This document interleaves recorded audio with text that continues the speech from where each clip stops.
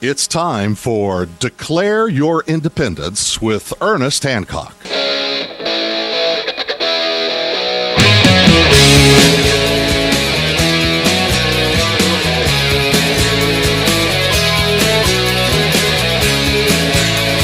back to Declare Your Independence with me, Ernest Hancock, here in Phoenix, Arizona, from the beautiful studios of Freedom's with an S, Phoenix.com.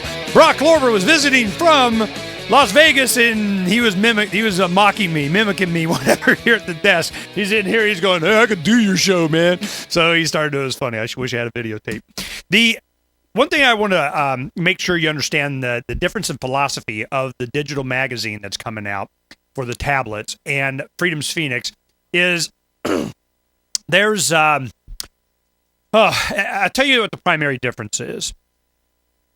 I was very, very influenced by the internet in the mid-90s when I first started getting on because I realized something.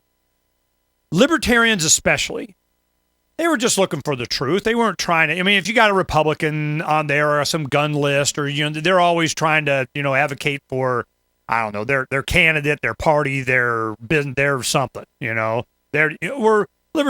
Libertarians are, certainly myself and a lot of people I associated with, they were just looking for the truth.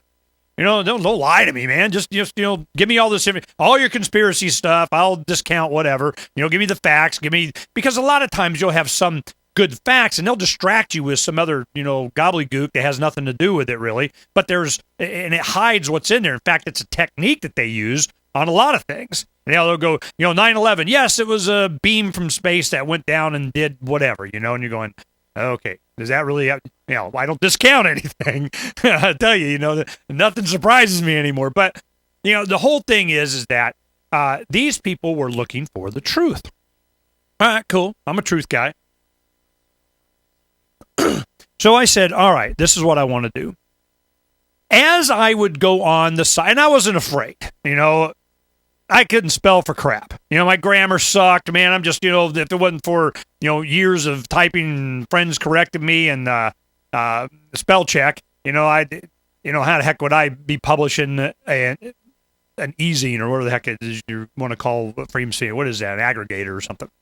So but I wasn't afraid. I go, no. These are good perspectives. I'm not going to let, you know, my lack of writing ability stop me from communicating this stuff that was very important to me. So I use technology, and I have a lot of friends, and of course, you know, Pal Gamble, the senior editor, he can spell, so he helps us out a lot. And Sierra, everybody spell better than Ernie, okay? So what happened was, as I would go on, there are a lot of my friends, Ernie, come on, man, you're killing me, you know. So I go, tell me, you know, I'll correct it, you know, I don't care. What does that have to do with the question? Tell me what it is that I need to know. As time would go on, then you started getting what they start calling trolls. You know, people just this flow of information, this truth that was out there. They had it's like it was on purpose. Then you had the big bad guys coming in and seeding it with all kinds. I go, okay, I can see where this is going. Some lists became unusable. I know a lot of you guys out there. You get on some list and you have some guys it's just distracting and crap and so on. How do you get the benefit that we had early on the internet to where you had you ask a question and everybody came out and just gave you all these answers? Well, then it kind of evolved and you got Wikipedia, and then there was that one out of Silicon Valley called, I can't remember, we put it on Freedom's Phoenix just a few weeks ago. It's where they have a lot of people, you ask a question and these, you know, captains of industry will come out and tell you the answer. Yeah, man, I've been through this. I did this. I did, you know. So you have people that are giving you, it's kind of screened a little bit, but they're giving you really good answers that the overlords, you know, deem to be good information. Kind of same thing with WikiLeaks. So this whole new paradigm of how you can do that. It's cool, but it still was being censored. You know, there's something that kind of, you're not getting edgy enough. So how do we do that? When we create a news site like Freedom's Phoenix, I wanted to let anybody gets to have their say. Now, if they're just ad hominem, blah, blah, blah, blah, we delete. It gets, you know, a lot of people don't get all their say. A lot of times it's just repetitive, and they're just promoting the same thing. Yeah, like Frosty, man. Don't think that we post everything he sends us. But, if he's got a new thing or there's a new piece of information out and he wants to tell you how the environment's all going to Hades because we got immigration, fine, whatever. Let him have his say. The benefit is that there are a lot of people that think like him that then come and see his stuff and Google and so on, that I can see it on our tracking. It feeds into Freedom's Phoenix. Stephen Lendman, great writer from a socialist perspective, but he has a lot of really good information.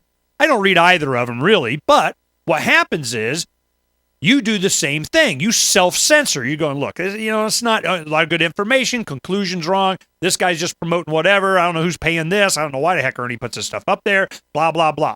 The reason is because it is a conduit of these people coming and getting their cortex brushed with libertarian philosophy. It's a reverse infection. We're spiking them. It's kind of like that James Bond movie. You go in, you get them, and they see you LinkedIn, and boom, they send a signal back and spike you and infect you. Ha, ha, ha, ha, ha. So that was our mindset. But a lot of people, they're just irritated, man. They just, like, Ernie, I don't, is there some way yes, there is. You can subscribe.